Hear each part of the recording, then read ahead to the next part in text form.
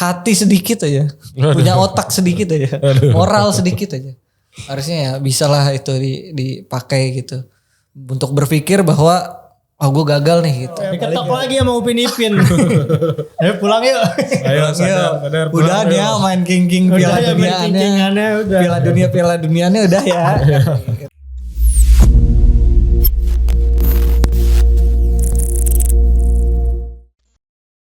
Halo semuanya, kembali lagi di Ruang Pandit bersama saya Yazid, Abdi, dan Irawan. Oke, kami akan membahas kegagalan dari negara kami. Hari Sakit Hati Negara kita. Nasional. Iya, sakit hati. iya, orang-orang pada tutup. Ini janggal nih. Ini janggal. Maksudnya banyak orang yang tutup hari Senin. Dari pagi sepi jalanan. Sepi. Betul. Iya. Apakah di tempat teman-teman begitu juga? Orang-orang pada muram gitu. Padahal ini udah H+1 ya. Iya, justru Padahal sekarang kalahnya hari kemarin kerja ya. pertama. Seminggu paling enggak. Waduh. Sekecewa itukah? Sesakit itukah? Tapi memang dari kegagalan ini kayak semacam apa ya? Membumikan ya. Iya. Memamparkan lagi realitas yang ada gitu. Bahwa lawan kita Arab Saudi dan Irak yang bahkan mereka udah pernah juara Piala Asia mungkin ya. Bahwa kita Arab belum pernah pantas gitu. Iya, bahwa kita belum pantas. Arab juara Asia berapa kali ya? 2 apa 3? Ya, lupa. Irak juga pernah. Irak pernah sekali. Dan Arab Piala Dunia berkali-kali. Ya, Irak. 5 atau 6 kali. Irak sekali. Irak sekali. Kayak Indonesia berarti ya. Ya, kurang lebih. Irak 886 Kalau kata orang-orang itu tetap dicatat Indonesia Mas gitu. Sama sebenarnya. India Belanda. Iya. Satu Hindia Belanda, 2 itu tim yang memang tim bentukannya Belanda. Jadi dulu kan ada 2 versi tim tuh, tim yang bentuk Belanda sama yang cikal bakal PSSI sekarang. Oke. Nah, yang dikirim ke Piala Dunia itu timnya Belanda. Oh gitu. Gue sih nggak mengakui itu. Dengan Indonesia. memakai pinjaman pemain Belanda. pribumi gitu ya. Bumi. Iya. Tapi kan yang main tapi federasinya Belanda. Oh gitu ya. Oke, Karena oke. kita kan belum ada federasi kan Iya, ketika itu. belum Memang ada, Hindia belum lahir tuh federasi ini. Belum lahir. Pak Erick Thohir juga belum jadi ketum tuh waktu itu. Negara kita belum ada, apalagi federasinya. Jadi gimana mau mengatasnamakan Indonesia kan? Iya, cuman kan di FIFA kalau Di kata FIFA orang-orang itu diakuinya tetap itu. tercatat Mas. Di FIFA diakui. Itu tetap tercatat. Tapi buat orang-orang yang buat ini aja pemuasan ego aja kita pernah ada di Piala Dunia. Iya. Gue juga merasa hati Indonesia. Sama FIFA juga buat engagement aja. Gitu. Sialan emang FIFA. Jadi memang itu semacam tamparan realitas gitu bahwa gue udah bilang itu tamparan realitas dari ketika pelatihnya Arab Hervé Renard ngomong. Ini kita udah sering di situasi seperti ini. Bam. Bam, kita udah sering di situasi seperti ini. Kalau katanya kayak gitu. meme yang James Franco di yang gantung first time. Iya, itu bener tuh. Masih pada pemain kita masih pada gugup-gugup tuh. Iya. Arab mah udah santuy itu udah mau nggak orang-orang pada ini main di tuan rumah, main ini wasitnya ini. Santai aja kali, Arab udah sering kali gitu. Udah sering kali walaupun sempat kalah gitu Indonesia. Lawannya juga satu lagi sebenarnya yang bikin gua ini tamparan realitas adalah head to head dengan pelatih Irak. Dengan pelatih kita. Pelatih kita Graham Arnold, ya kan? Hervé Renard, dua-duanya udah main di Piala Dunia. Sedangkan pelatih kita pernah main di Piala Dunia, tapi sebagai pemain, bukan pelatih. Jadi dia belum pernah bawa tim main di Piala Dunia. Jadi itu menurut gue ya wajar aja gitu. Nggak terlalu dikecewakan bagi gue gitu. 98 berarti Patrick ya? Iya kayaknya. Kayaknya kalau nggak salah. Iya. Tapi kan dia di timnas Belanda. Kan lolos. Iya ya. Wah nggak tahu tuh berarti tuh. Kayaknya pernah berarti. Ya itulah maksudnya. Jadi ya nggak usah terlalu kecewa. Tapi pada akhirnya memunculkan satu diskusi bagi kita semua. Apa tuh? Patrick Kluivert stay atau out? Gitu. Itu dia. Dan orang-orang seneng kan. Yang orang-orang minta. Kita orang-orang pengen bahas sekarang. Lanjut kan? atau enggak nih? Iya nih. Iya. Stay atau out? Gimana Mas? Stay atau out? Kalau dari konsekuensi yang ada, gitu, di mana ekspektasi yang dibangun sejak beberapa tahun terakhir gitu, di puncaknya adalah ketika pergantian kepelatihan. Jelas. Itu ekspektasi makin meninggi, dan harapan dari masyarakat itu makin luar biasa gitu. Sebenarnya bukan ekspektasi ya, tuntutan sebenarnya. Tuntutan boleh ya, tuntutan. bisa dibilang tuntutan gitu. Bahwa konsekuensi yang dihadapi oleh Patrick Kluivert dan jajaran kepelatihannya adalah ya salah satu pertanggungjawabannya adalah mundur. Itu secara moral ya. Secara moral walaupun kalau dari aturannya mungkin nggak ada gitu, apalagi mereka juga nggak dibebani Untuk target masalahnya kan. Tapi kemarin yang AFF kan nggak ditargetin juga. Apa? Itu mah semua maunya federasi, emang udah nggak suka pecat aja. Gitu. Oke. Udahlah kita nggak usah larut dalam nostalgia itulah ya.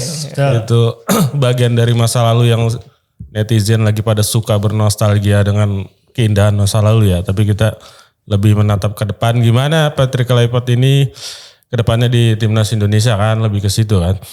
Kalau gue sebenarnya nggak ada tuntutan bahwa Kluivert ini harus out atau enggak, tapi lebih ke pertanggungjawaban ke depannya, kejelasan lebih pastinya sih kejelasan ya.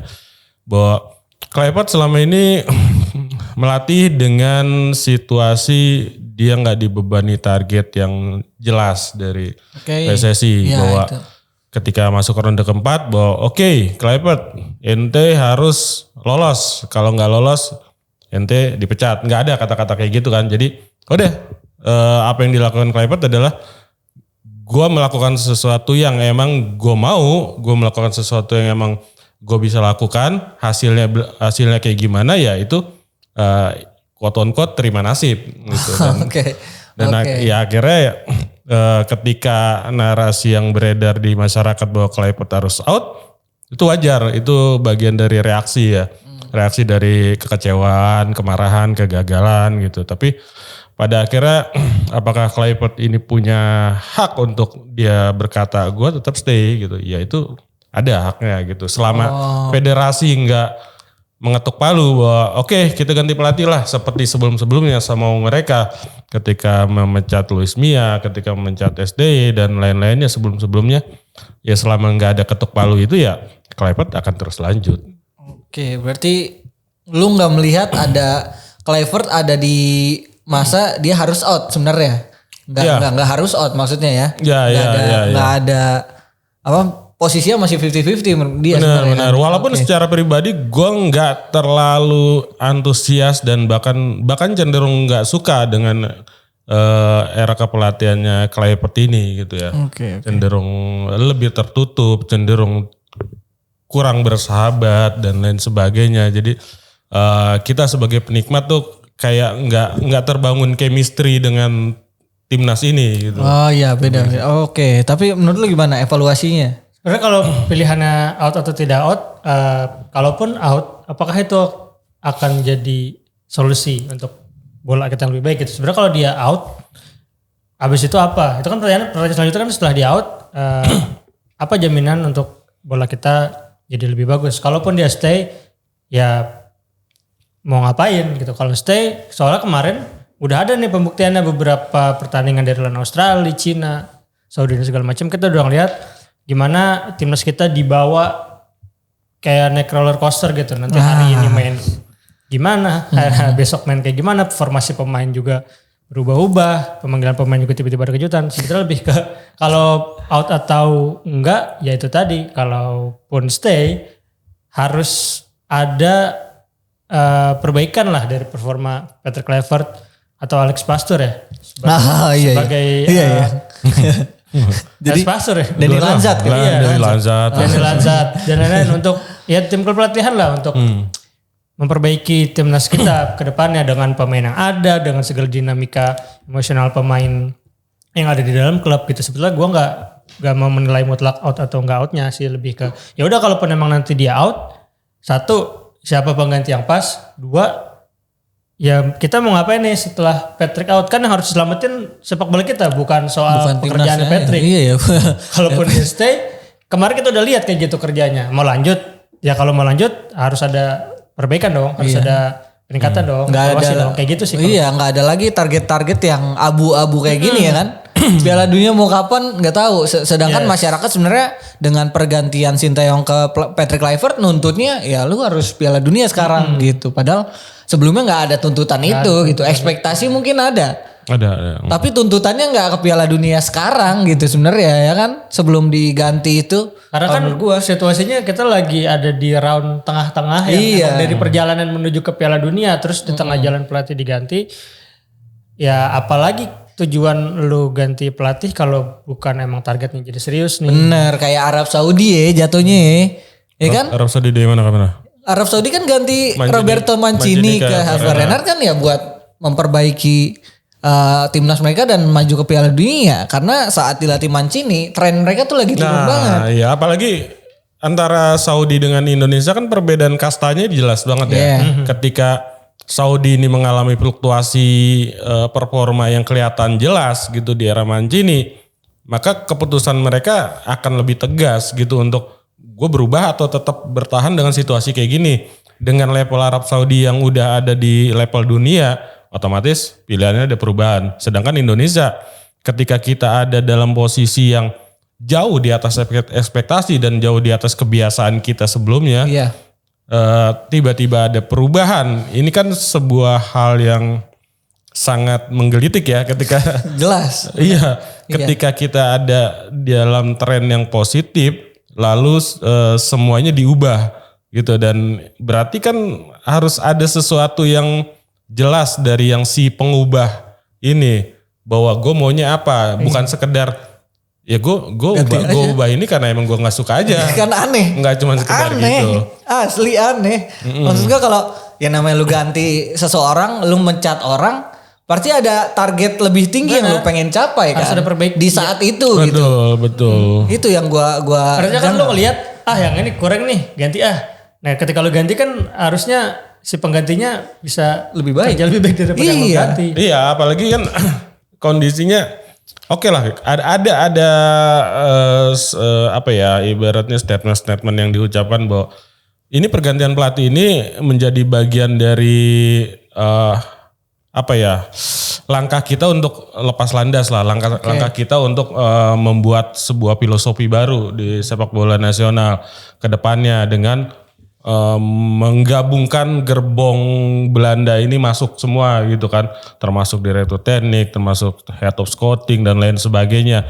Berarti PSSI mengklaim bahwa mereka punya visi dan misi, punya filosofi apa yang akan dilakukan ke depannya. Tapi apakah ideal ketika melakukan itu ketika kita dalam posisi sedang mengejar sesuatu yang yang trennya juga sedang positif gitu, sedang ya gimana ya kita kayak aneh makanya. Yang gue kritisi adalah momentumnya aja. Sebenarnya gue nggak masalah, lu mau ganti tiap hari mau ganti juga silakan aja, itu hak lu, pertanggungjawaban lu. Tapi momentumnya ini yang mungkin gue rasa nggak ideal. Momentum dan akhirnya outputnya kita nilai gitu. Mau nggak mau kita harus akhirnya jadinya nilai ke output yang dilakuin kan. Momentumnya kita lagi tren bagus terus diganti. Ternyata penggantinya tidak bisa memenuhi ekspektasi itu atau bahkan mungkin menurun. Maksudnya memperbaiki yang udah ada lah. Maksudnya lebih baik gitu. Memperbaiki untuk menjadi lebih baik itu kan enggak juga. Ya standar aja maksudnya. Apa yang lebih baik gitu. Iya gitu. Bahkan apa yang lebih baik. Dan kalau menurut gue menilai Kluivert bukan orang yang tepat aja sih. Untuk timnas Indonesia saat ini dan jangka panjang. Kenapa tuh? Gue nggak ngelihat secara aura dan track record dia bukan orang yang pas aja gitu untuk membawa tim ini. Nah itu dia sebetulnya ya nggak tahu ya, kita kalau mundur terus nggak ada bisa, cuman dan dari sisi track record juga kan itu aja. Kita udah tahu track record dan pada akhirnya kita ngelihat sendiri permainan timnas kita dan hasil evaluasi yang gue ngelihat dari 6 pertandingan, kalau salah ya 6 pertandingan di kualifikasi Piala Dunia ini bukan orang yang tepat aja. Sosok ya udah sebagaimana layaknya tim main dan nggak kalah aja, kalah bahkan. Iya kalah juga. Berapa menang 2 kali, kalah 4 kali ya? Iya kalah 4 kali kebantai 2 kali. kebantai 2 kali. Jadi nggak tahu, gue menilai bukan orang yang tepat aja karena pada akhirnya gue selalu mikir penunjukan Patrick Kluivert ini dari awal kita nggak tahu Motivasinya apa? motivasinya. Ya ini kan yang Kita nggak tahu apa kriteria memilih Kluivert ini. Yes. Yang Ya. kita tahu cuman dia datang pas Natal, dia kepilih di udah. interview pas Natal. Iya, dia doang yang datang interview pas Itu Natal. gua nggak tahu masa iya lu nyari pelatih tim nasional dari interview pas Pernyataan Natal kayak gitu keluar doang. dari seorang ketua PSSI menurut gua aduh. Iya, kan lu bisa interview selain Natal juga bisa. Kenapa harus lu pakai acuannya Natal? Bro pikir ini tahun 70-80 gitu dengan statement kayak gitu dia bisa lolos.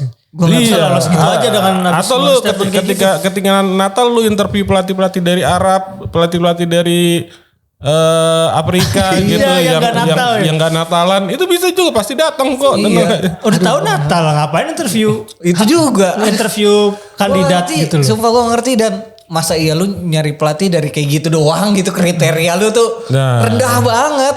Artinya kan berarti juga kan ketua PSSI nggak bisa mengutarakan sebetulnya rencana dia apa di Itu tim ini. dia. Masa jawabannya cuma sekadar dia doang yang respon. Iya, dia doang yang respon. Janggal, itu janggal gue ya kan, kan yang banyak beredar juga kan.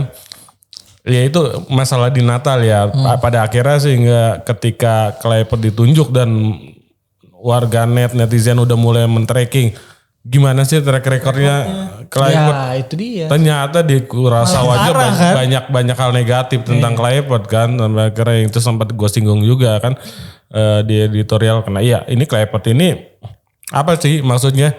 Ya dia punya nama besar, dia pemain bintang pada masa lalu. Tapi sebagai pelatih kan dia nggak punya rekam jejak yang bagus gitu. Apakah ini cuman memenuhi dahaga warganet apa masyarakat kita kebutuhan akan seorang Enggak sih, ketua PSSI aja sih yang kayaknya punya fetish sama Belanda. Ada Nah sih. iya Kita makanya nggak ada sih yang apakah pengen. Nama besar kita pengen tapi pelatih yang emang udah punya track Nama record besar, dan nama besar tapi track bagus. record bagus. Luis Milla kan pernah juara Euro Iya. 2013. pernah bawa Thiago Spanyol Alcantara ya. tuh angkat piala. Sintayong pernah bawa pulang Jerman di Pulangin Jerman di Piala Dunia ya gitu. Iya kayak gitu. Ya kayak gitulah. Tapi pada akhirnya kalaupun Patrick Kluivert out, pasti kita nyari pelatih baru dong, ya kan?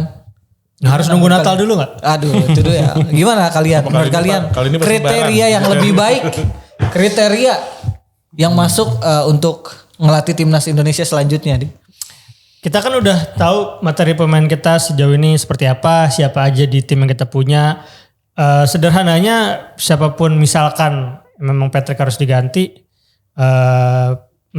siapapun itu yang bisa, yang ngerti, yang tahu gimana caranya memaksimalkan pemain-pemain yang ada gitu. Dari pemain Superliga, dari kompetisi-kompetisi di Eropa kah gitu. Intinya sebetulnya siapapun dia harus bisa memanage pemain-pemain ini yang kita tahu ego kita nggak bisa pungkir lah.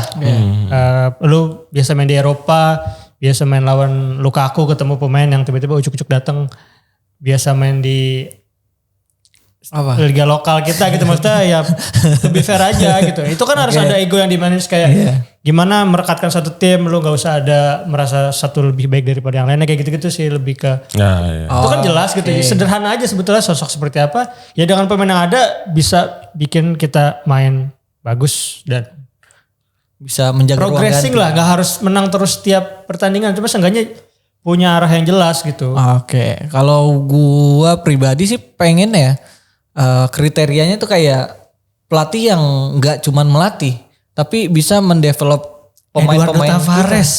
Bernardo. Bernardo Tavares. Itu maksud gua Mendevelop yang bisa mendevelop pemain juga. Linda Sapri dong. Aduh, siapa pemain yang didevelop? Evan Dimas tuh. Iya. Yang didevelop begitu semua Ngomong jadinya. sama Jesus gimana ntar? Iya. Aduh, iya. Maksud gua yang bisa mendevelop pemain, ya yang juga bisa menjaga ruang ganti, tapi punya track record juga. Pernah main di Piala Dunia.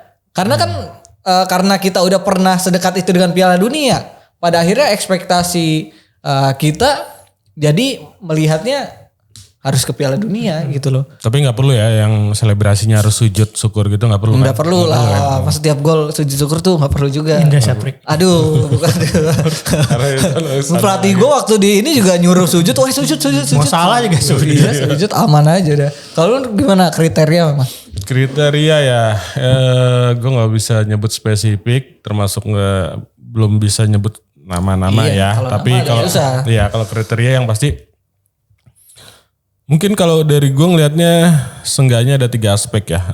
Pertama dari resume itu paling nggak berdasarkan CV-nya dia, Ya, track record. track recordnya gitu. Kalau kita targetnya adalah tinggi ke Piala Dunia atau juara Piala Asia, berarti yang ditunjuk adalah orang-orang yang punya pengalaman di situ, Of course, yang oke. punya jam terbang di situ, yang tahu gimana maintain secara emosional maupun secara taktikal dan teknis di situ, gitu. Terus yang kedua mungkin the right leader ya, lebih ke gimana si pelatih ini bisa memaintain ruang ganti, bisa memaintain ekosistem di timnas, termasuk berkemampuan tim manajemen yang bagus gitu. Dia bisa, ya kan isu yang beredar di belakangan ya di timnas kan masalah konflik internal lah, ada ketidaksepahaman, ketidakcocokan. Itu kan yang harus direduksi. Kalau ada pelatih yang punya kemampuan main manajemen yang bagus gitu, paling enggak kan itu bisa dikurangi lah gitu. Ya mungkin kayak kita bicara misal Ancelotti lah. Ancelotti kan punya kemampuan untuk itu. Nah, Ancelotti gak ngerti teknis Mas. Ancelotti gak ngerti teknis. Oh, itu. Ancelotti di Brazil. Diam, gitu kata Ancelotti. Sama ya paling terakhir ya itu soal style ya, the right style itu kalau kita bicara soal taktikal, teknis, bahwa ya dengan kultur di kita ya, sepak bola di kita, mana yang cocok untuk permainan kita itu aja. Oke. Jangan sampai kita terlalu memaksakan. Kita tuh yang mana Mas? Timnas. Oh, timnas. Nah, timnas juga kan kulturnya ada. Iya, kulturnya ada banyak nih culture-nya udah beda. Udah asimilasi ya. Iya. Udah terlalu multikultur ya. Iya, Iya. maka ya palingnya itulah secara taktikal lah, secara teknik lah gitu. Ada yang Eropa, ada yang Asia. Iya, nih. berarti kan bahkan yang bisa pembinaan kita tuh mengakomodir ada semua. dua. Pembinaan kita ada dua. Yang utama ada di KNVB. Kita mau Itu yang mengedepankan utama tuh. Asian value Iya. atau Netherlands value atau apa ya. Itu juga masih membingungkan ya, dan jadi menurut gue jadi tugas di Retek juga ya nanti yang bisa mendevelop apa sih namanya kayak membuat semacam Iya. Villanesia baru. Indonesia baru. Indonesia Ya, kan filosofi sekarang nggak kita dipakai tuh lagi. filosofi sepak bola Indonesia tuh kayak gimana sih Iya, gitu kan. dengan perpaduan pemain-pemain diaspora yang besar dengan pembinaan di Belanda dengan pemain Indonesia yang besar dengan pembinaan EPA, SSB yang main pakai bayar gitu. Maksud gua itu kan susah juga. Arahnya mungkin udah ke sana ya, makanya si Alex Zouyer ditunjuk jadi dirnek kan, paling nggak dia nanti yang menyusun blueprintnya, dia menyusun roadmapnya. Dan Semoga emang ya. itu tugasnya sih. Tugasnya. Iya. yang harus reduksi. Gimana nih filosofi kita? Nah, Filosofi. nanti bisa ketemu tuh pelatih yang mana yang cocok, benar. Dan harus dipastikan itu sustain. Gak ganti ketum, ganti filosofi. Iya. Dia Kita lihat futsal di deh. Belanda. Futsal kan fondasinya udah dibangun dari nggak kemarin gitu. Betul. Beberapa 10 tahun lalu gitu. Futsal sekarang mau ganti. Sebelum Soto akhirnya ngelatih, sebetulnya fondasinya udah mulai kebangun. Akhirnya sekarang Dari ya. Kensuke ya sebenarnya udah si bagus. Soto tinggal nerusin aja gitu dengan pemain-pemain yang ada. Kensuke, Udah bisa Senzate, memanen. Sauto sekarang. Itu sih futsal berkelanjutan banget dari Walaupun kalau perbandingannya dengan sepak bola terlalu jauh ya. Kalau kita bicara karena sepak bola kan sangat luas. Iya, bukan soal teknis permainannya, lebih ke mindset dan Filosofinya Filosofinya aja. Nah, berarti kalau sepak bola kan kita lebih menyeluruh, lebih holistik gitu. Kita bicara dari bocah-bocah nih yang main nih.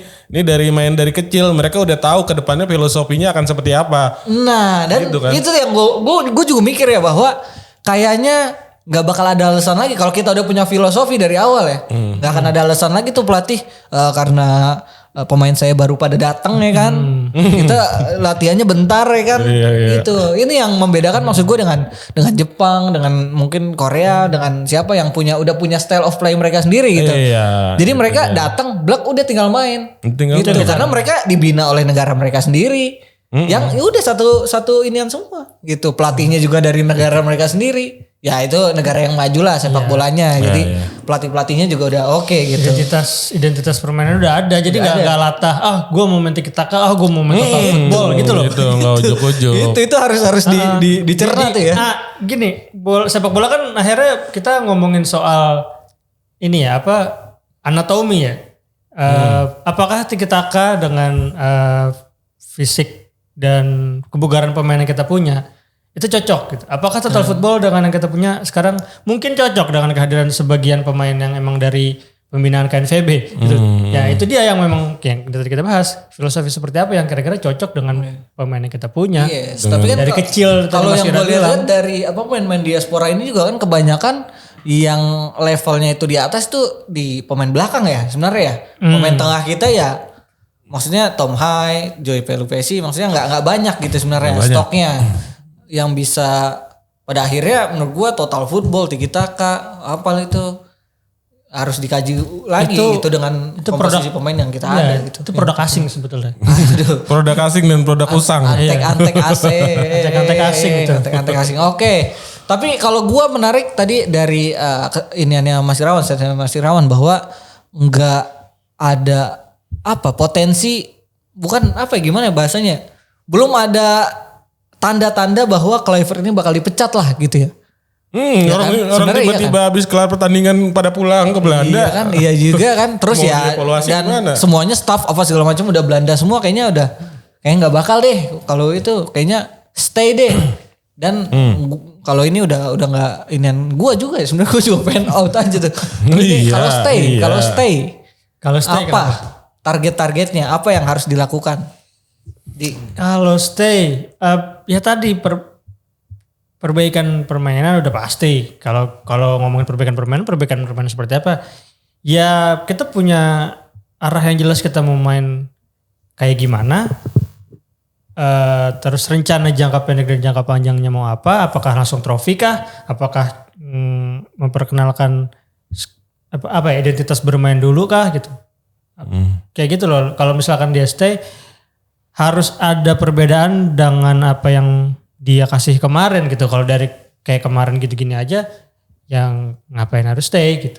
Oke. Itu kan yang sebetulnya jadi bahan perbincangan gitu. Kalau misalkan lu stay, ya udah make sure berubah. Ibaratnya lu pacaran lu ngelakuin satu kesalahan, ya jangan dilakuin lagi. Kalau masih sama aja, ya buat apa lanjut gitu. Minimal kalau emang kita harus nyebut trofi, ya AFF mungkin bisa jadi tolak ukur.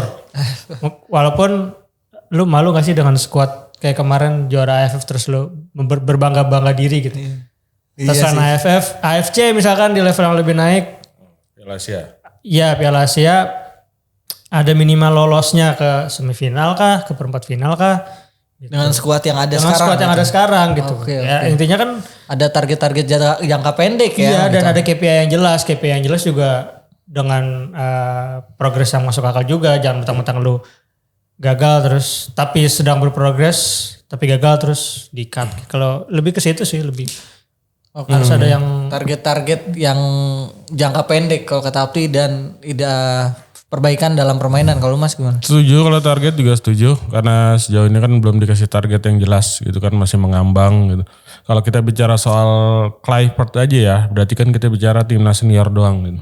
Kalau soalnya kan kalau di timnas kelompok usia ada nama-nama lain yang dari Belanda juga sih memang, tapi kan ini paketnya terpisah ya. Kluivert nggak satu paket dengan mereka semua, masing-masing terpisah gitu. Jadi kita bicara soal Kluivert gitu, berarti yang gue lihat harus mungkin dievaluasi dari Kluivert dari sudut pandang gue, mungkin cara dia berkomunikasi ke publik, cara dia mengontrol situasi baik itu internal maupun eksternal, termasuk mengontrol di internal timnya, mengontrol di internal jajaran kepelatihan maupun dengan PSSI-nya, lalu mengontrol gimana situasi dengan publik, dengan supporter dan lain-lain. Karena yang paling nyata, walaupun ini baru asumsi dari gua ngelihat apa yang beredar ya, kayak termasuk ketika setelah pertandingan yang banyak disindir oleh netizen adalah ketika pemain-pemain keliling ke supporter minta maaf, kasih applause, tapi di mana jajaran pelatihnya nggak ikut gitu.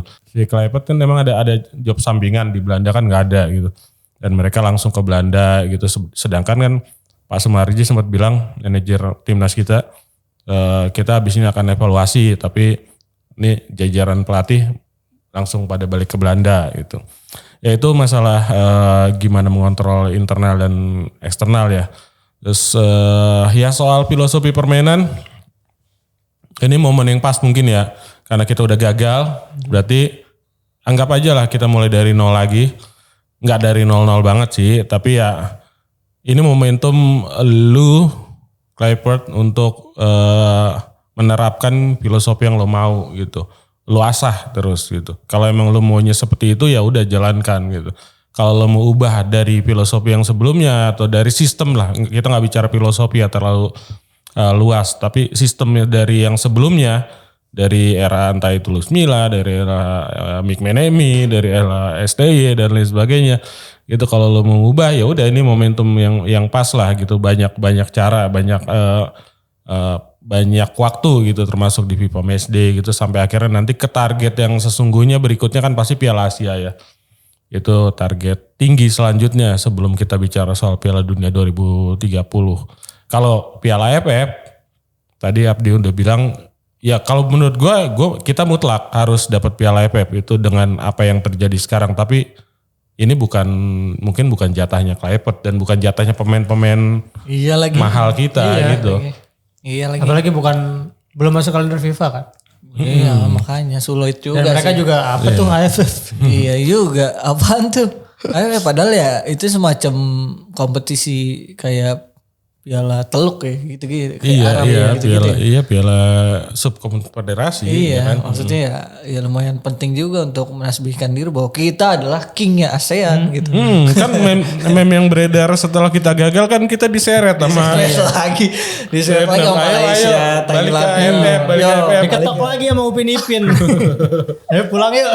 Ayo sadar. Udah nih ya main king Piala Duniaannya. Piala Duniaannya udah ya. Gitu. Oke. Gitu ya teman-teman, maksudnya pada akhirnya tanggung jawab moralnya adalah ya lu harus out sebenarnya ya kan, lu mundur gitu, tanggung jawab moralnya. Tapi kami nggak melihat ada indikasi bahwa Patrick Kluivert bakalan mundur lebih ke dan dipecat. Iya. Federasi sih gue. Kalau Patrick Kluivert nomor 2, nomor 3 lah, tapi utamanya kan federasi mereka yang ambil semua keputusan ini. Betul. Tadi ya itu maksud gue nggak ngelihat juga ada indikasi bakal dipecat mungkin kecuali tiba-tiba situasi memanas tiba-tiba atau ada rumor-rumor apa gitu di ruang ganti mungkin bisa itu atau ada pelatih baru yang nanti Natal di interview gitu kan. Bentar lagi Natal. 2 bulan lagi ya. Iya bisa. Siapa tahu gitu kan. Oke itu. Jadi itu dia teman-teman, maksudnya ya tentu tekanan dari kita seharusnya kalau kamu mundur Patrick. Kalau kamu punya hati sedikit aja, punya otak sedikit aja, moral sedikit aja, harusnya ya bisalah itu dipakai gitu untuk berpikir bahwa gue gagal nih gitu, gue mundur itu dengan terhormat seperti itu maksud gue. Ya kalau menurut kalian gimana? Mending Patrick tetap stay dan menjaga Indonesia peluang di 2030 nanti atau out sekarang juga dan cari pengganti lain dari Belanda. Itu dia, komen di bawah ya.